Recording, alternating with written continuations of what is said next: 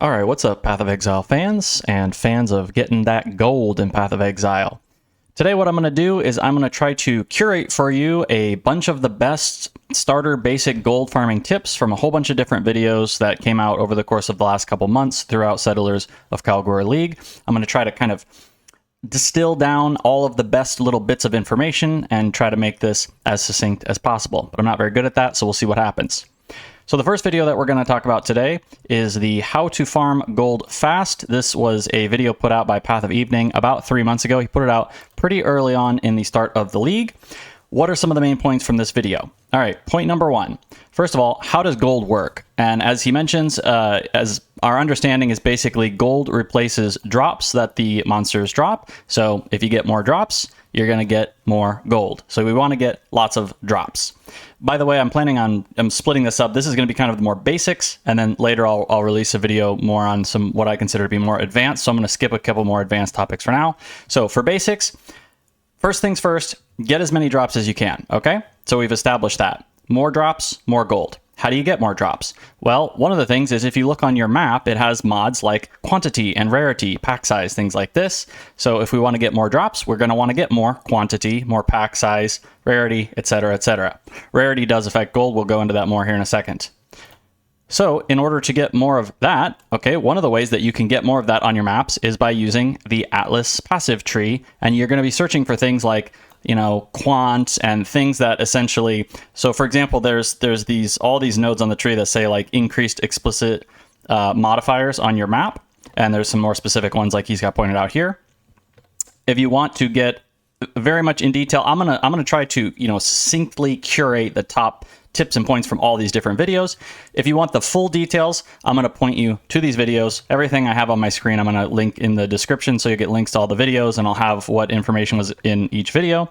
So Path of Evening, another great thing he does in this video is he goes through all these different potential map nodes you might be thinking about for your Atlas passive tree and discusses the benefits of them.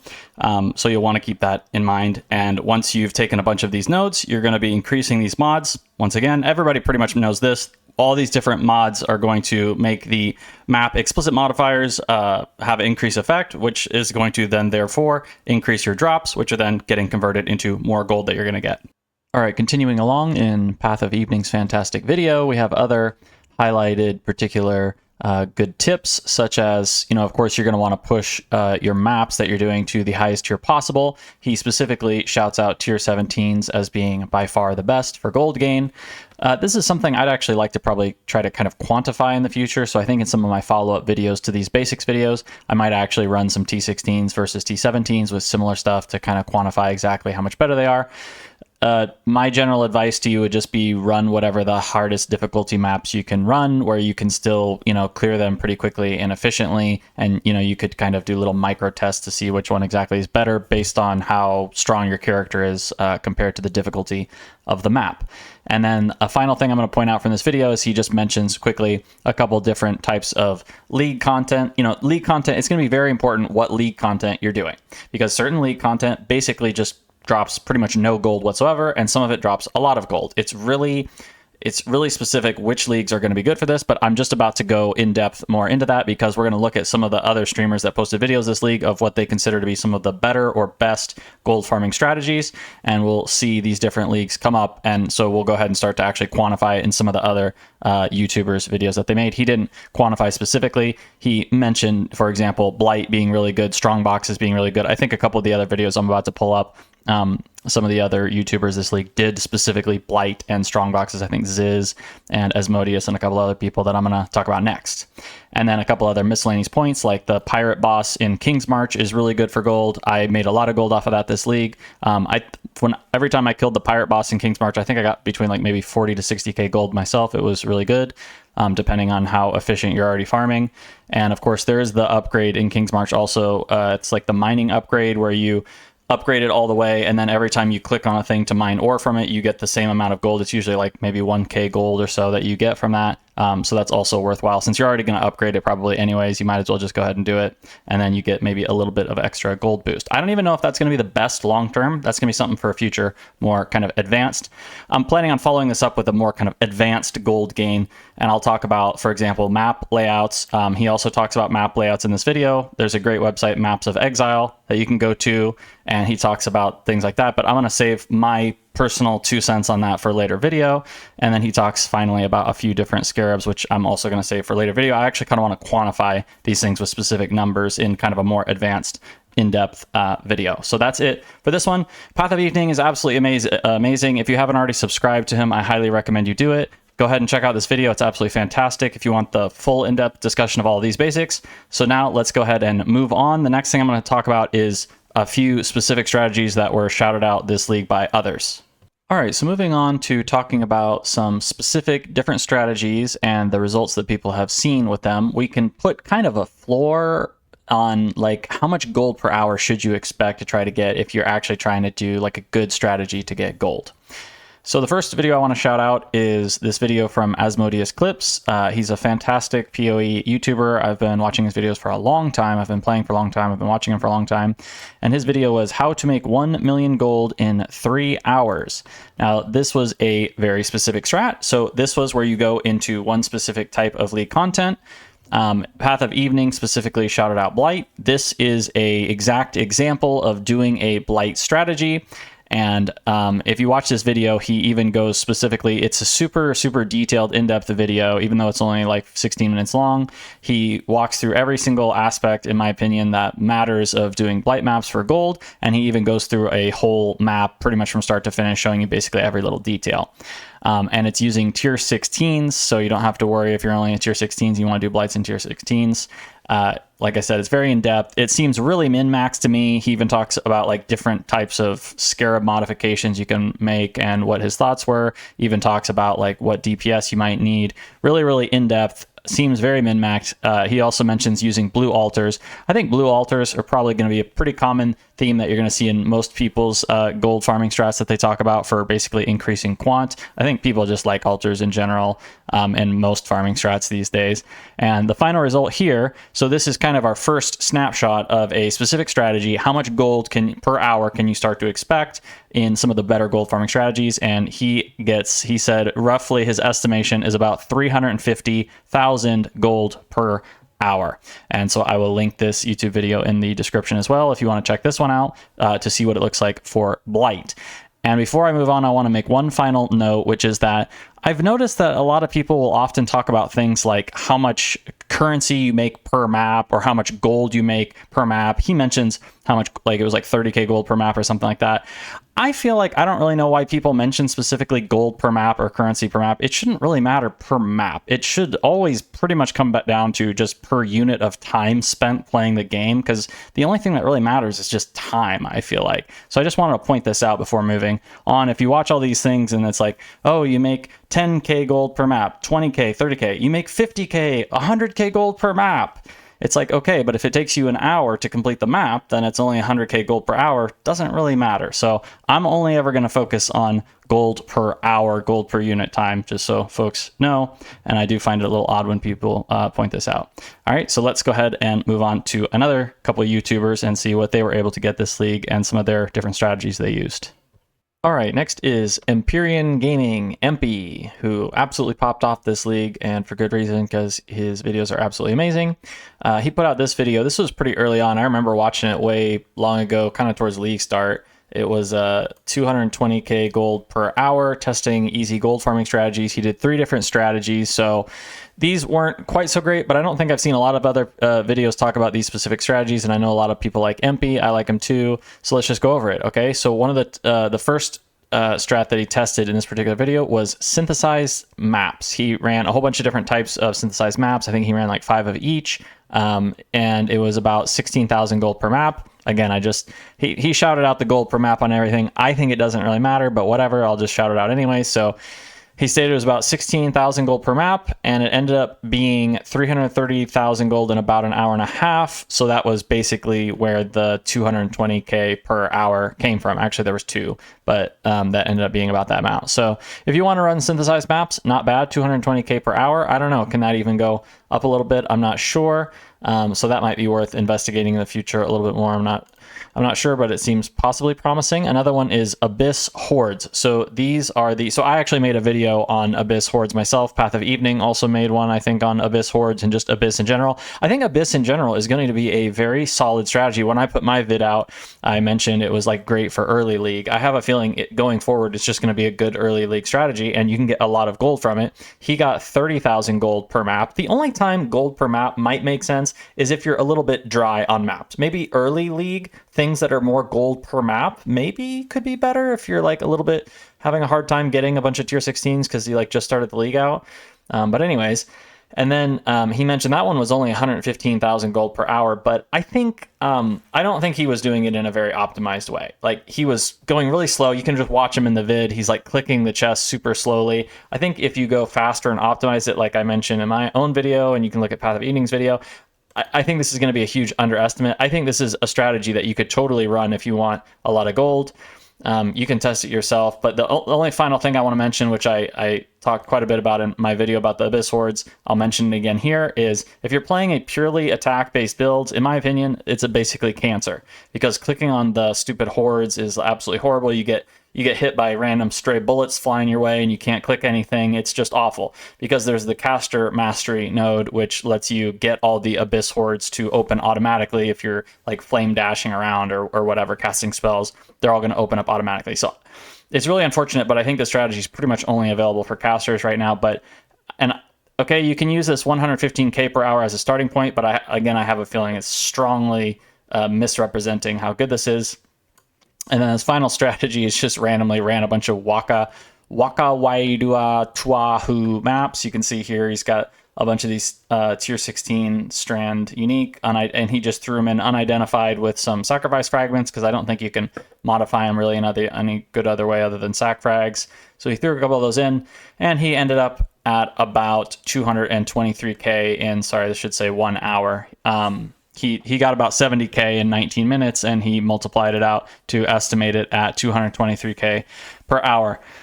I don't know that is it that easy to get a bunch of T16 unidentified Wakaru blah blah blah unique strand maps? That one might be kind of a pain in the butt to actually get the maps. Synthesized maps should be pretty easy to get. You can use the divination card. Abyss Hordes doesn't matter. You can do it easily. This one might be kind of a pain in the butt to actually get the maps. I don't actually know if those are easy to buy in bulk or not, but I'm not sure if they would be. So those were kind of some more early league strats. And again, we're getting these kind of floors on ideas of about how much you should be able to expect per hour from a bunch of different strategies. Let's now jump forward to a much more recent one where he really went hard on farming gold and got a much higher gold per hour strat going. Okay, much later in the league, maybe about a month after that other video was made by Empyrean. He put out this one. I farmed 467k gold in 1 hour, so huge jump now. And now we're at the best farming strategy we've seen so far in this video. In this video, he focused on basically domination. You can see he's adding domination on the map device, and he's got 2 scarabs that are the adding shrines, and he's basically going all in on like magic monsters, buffing magic pack size. So the scarabs were 2 domination shrines for just adding the shrines, a magic pack size, I think it was the domination magic pack size, shaper influence to give everything shaper influence, and then influence pack size also. So basically kind of going all in on that, which I've been doing this league myself, just doing a bunch of shrines. And I think this is going to be one of the better strategies for making gold. You just slam the map with something like domination shrines, things that just shove monsters packed into the map, just cram them in there and then just clear the map as fast as you can. And then he, like I said, he also added an extra shrine or did the domination for the 3C on the map device. It was still pretty cheap.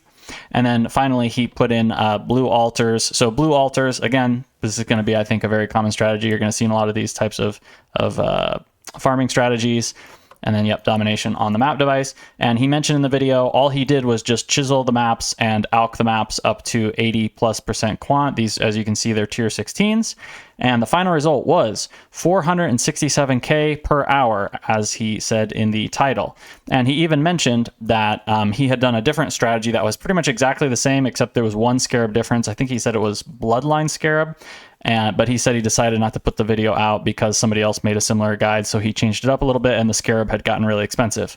And he said when he did that, it was over 500,000 gold per hour. I think he said it was 508. I don't know if he said 18 or 88, something like that. Maybe 518K, 588K per hour.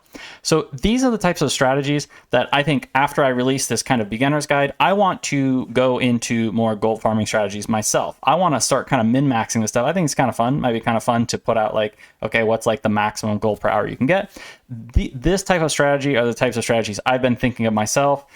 Trying a few different dominations and a few other different min-max scarab strategies, cramming everything on the map, clearing it as fast as possible, and see how crazy we can start to get these numbers up. So if you're interested in that kind of video, feel free to subscribe. I do plan on going a little bit hard on this for the next few weeks. I think this is what I'm going to focus on and see how high we can get this gold, thousands of gold per hour, because I do actually think gold per hour is going to end up ultimately being one of the most crazy currency generation per hour strategies, because you can do things like flipping on the currency exchange, which if you haven't seen my videos on that, I've made a bunch of videos on that. You can go back and look at them if you want. So now we're starting to enter into a realm where as long as you're not early in the league, a lot of the other things that I've discussed so far were early in the league. Maybe you can start expecting things like 400K, 500K, maybe even 600K per hour gold strategies. Okay, and then let's actually mention one more final quick MP one. He also put this video out, which was farming giant rogue exiles over 50K gold per map. How much is it per actual unit time? It sounded like it was about 500K gold per hour. And he basically said he was able to do about 10 maps per hour, and it was about 50K gold per map. And he said it took him about 5 hours, and he basically got 2.5 mil. All right, so once again, if you want the full details, I'm going to link all these videos. This is what my description is going to be, is all this information, and you can find all the specific YouTube videos. All right, and to conclude this section on a bunch of various different strats that a bunch of very popular streamers have tried, let's end it with Zizaran. He put this video out on one of the better gold farming strategies, and this was once again a 500K per hour strategy, and it was very similar / exactly the same, very much the same as the one we just saw from MP. It was, again, Rogue Exiles, 500K gold per hour. He said in his case, he considered it to be a very hard strategy. He actually had a teammate whenever he was doing it, and if he didn't have a teammate, he would have potentially changed it a little bit. Now, of course, now we're entering into a hardcore player. I think everybody else is softcore that I've talked about so far, and this was in tier 16s again. And if you want to check out this video, which I will add a link to in the description here in a second, he goes in depth also on the tree and the scarabs he used and everything else. That's going to end it for this section of just getting a kind of view of the landscape and the field of who's been trying different strategies and kind of how much gold they've been getting per hour and what seems to be some of the better strategies and what you might think about for yourself. Once again, here also, if you even just look at this Atlas passive tree, you can see this Path of Evening. He called this the top hat. This right here, going for you're starting to see a lot of similar strategies with things like blue altars, with things like which Atlas passive tree nodes are getting taken, which are the ones that are changing the map mods for quant and things like that. And I want to just mention one final point before we go to the final section, where we're going to talk about item rarity, which is super important for these. If you go through a lot of these videos, MP, Zizaran, etc., they don't really talk that much about the increased item rarity. They don't really talk about like what increased item rarity they had on their characters. That's going to change this potentially a lot, as you'll see here in a second when I start talking about item rarity. You can have a huge swing in how much gold you're getting from increased item rarity. So some of these also, you might have to take them with a little bit of grain of salt, because some of them might have actually been a lot better or a lot worse, depending on what the character's increased item rarity was. Maybe they had a ton of item rarity already, or maybe they didn't. They didn't really talk about that a lot. So keep that in mind also when you're evaluating these people's videos that they put out on how much gold per hour. It's going to also depend on things like increased item rarity. All right, final segment to wrap up this video. Increased item rarity. Did we save the best for last in this video? I'm not sure, but it is extremely, extremely important. Once again, we're coming back to end the video strong with a Path of Evening video. I actually shouted this video out pretty early in the league when I did my month 1 best resources for the league. Once again, it's just such a great video. I'm going to come back and talk about it one more time. If you want to get a just absolutely fantastic 15-minute full in-depth discussion of how increased item rarity affects gold gain, this is the video for you. But let me try to kind of curate and summarize a couple of the main points. So first things first, item rarity affects gold gain. Okay, I think most people probably know it by this point, but just in case you didn't know it, increased item rarity affects gold gain. And let me summarize. This is kind of like the highlight of this video, was this little experiment that he did.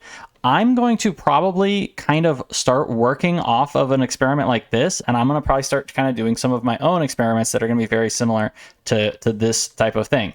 What he did was he ran 5 maps of the same kind of general setup. He did just scoured white maps, chiseled and alked, and 8 mod plus scarabs, and you can basically see about how much gold he got from doing 5 of each of these maps. So 20k gold per map, 45k gold per map, and about 100k gold per map. Then he went ahead and put 75% increased item rarity on his character, and he got 23k, 56k, 140k. You can see absolutely massive jump, and that's even after you already get the increased item rarity from, for example, the 8 mob map and the scarabs and everything else, the chisels and everything else. And if you look, you can see about how much you're going to gain from, for example, 75% increased item rarity. You're going to gain about 22%, 24%, or 35%. I'm sure if you did the experiment multiple times with a bunch more maps, you know, maybe these would become more even. It's kind of weird that this one's all the way up to 35. There's some randomness in here. It is what it is. And then you can basically use this to get an idea as you increase your increased item rarity about how much % difference can you expect. I will probably try to replicate some of this myself as I start pushing towards more advanced strategies and maybe see just how high can we push some crazy gold farming strategies, because I think that sounds kind of fun.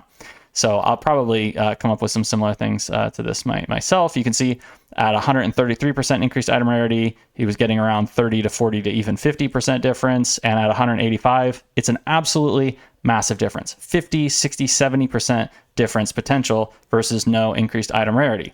And the other thing is to talk about how you get the increased item rarity. Once again, I recommend you check out this video. I recommend you sub to Path of Evening. He's been absolutely killing it with his videos. But let me just summarize it again here. So obviously you can get it on your gear. You can get it as a prefix or a suffix on certain gear. He talks about this in the video. And he actually specifically recommends thinking about, if nothing else, maybe stick it on some ring prefixes, because he said, you know, in a lot of cases, you don't necessarily have other uses for your prefixes on your rings. You can go ahead and stick some ring prefix, increased item rarity. He actually paid 5 div. This was pretty early on in the league, if I remember. And he paid just 5 div for tier 1 prefix and suffix, which ends up giving you, with perfect rolls, you get 28% rarity just off of 1 ring with a tier 1 prefix and suffix. That's pretty good, honestly. 5 div, honestly, is really not bad if you're, you know, a pretty good PoE player and you're going to be going after these types of strategies. I mean, I'd pay 5 div for a really insane ring with tier 1 prefix and suffix rarity, like no questions asked. Because of how much you can make off of the gold you're getting. It's absolutely crazy. So you might start thinking about this. Next leagues, future leagues, if you want to go the strategies that I'm going to be putting out based around gold and then doing flipping on the currency exchange, you might think about some early investments into some rarity gear from now on, and you might think about characters that are going to be able to put rarity gear on and fit it into the build. Okay, another one, the item rarity gem. When you level it up, as he mentions, you can get about 69%. Nice increased item rarity from a item rarity gem. So instead of using a 6 link, you're going to use like a 5 link, and you're going to put item rarity gem in there. So once again, thinking about a build where you can stick the item rarity gem in there, and that's pretty huge, 70%. He basically says in the video, he recommends, you know, not going below 75% increased item rarity, because you can see just how huge of an effect just the first 75%. You should be getting diminishing marginal returns as you work your way up. This has been talked about forever. GGG has always said they want it to always be a diminishing marginal returns on things like increased item rarity.